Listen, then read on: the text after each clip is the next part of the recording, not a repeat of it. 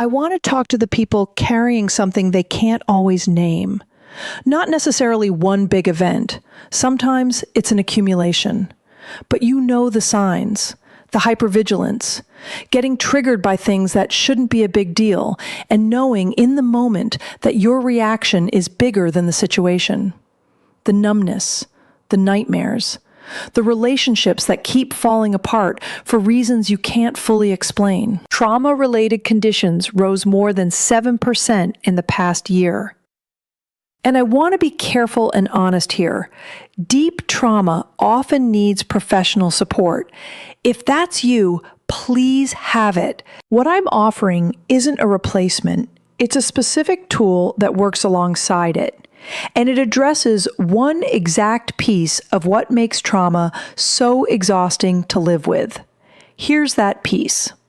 When you've been through something that overwhelmed your system, your return path gets severed. Let me explain what I mean. Normally, after a stressful moment, you come back to yourself. Something spikes, and then it settles, and you return to center. That returning is a built-in function. Trauma damages it. So now, when something triggers you, you get pulled into a braced, defensive state, and the mechanism that's supposed to bring you back doesn't fire. You're stranded out there. Sometimes for hours, sometimes longer, with no bridge home. That's the part I want you to understand. Precisely. It's not that you feel too much. It's that once you're pulled out of yourself, the way back is broken. The trigger isn't the whole problem. Being stuck out there is the problem. And this is why the ordinary advice fails you. Just calm down. Just let it go. That advice assumes the bridge is intact, that you could come back if you simply chose to. But your bridge got damaged. You can't cross a bridge that isn't there, which is not a character flaw. It's an injury, and injuries can heal. There's a moment before the trigger fully takes over where you're still present, still yourself. I call it first cause. The moment before. And the return path to it, the one trauma severed, can be rebuilt, not by reliving anything, by training the return itself, rep by rep, in ordinary moments, so the bridge is there when you need it. Here's the reframe.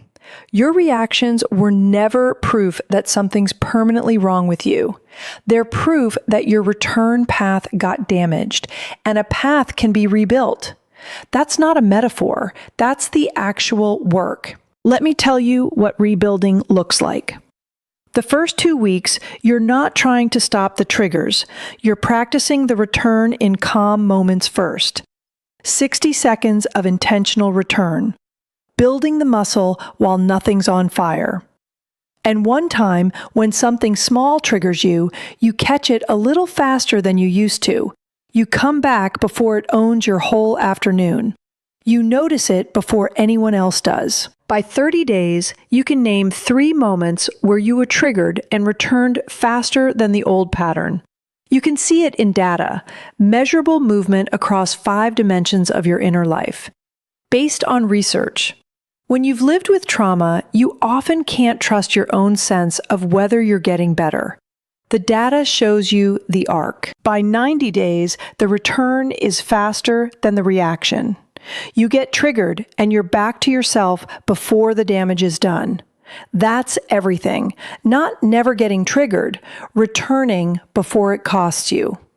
The relationship, the day, the peace. The hypervigilance softens because your system learns there's a way back.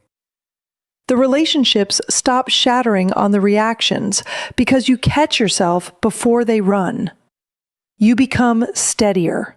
Not numb, steadier, present. I want to make that distinction carefully. Steadier, not numb, because a lot of people carrying trauma have already tried numbness. It's a survival strategy. If being pulled out of yourself hurts that much, one solution is to feel less of everything, to go flat, to wall it off. And it works for a while. But numbness isn't the return.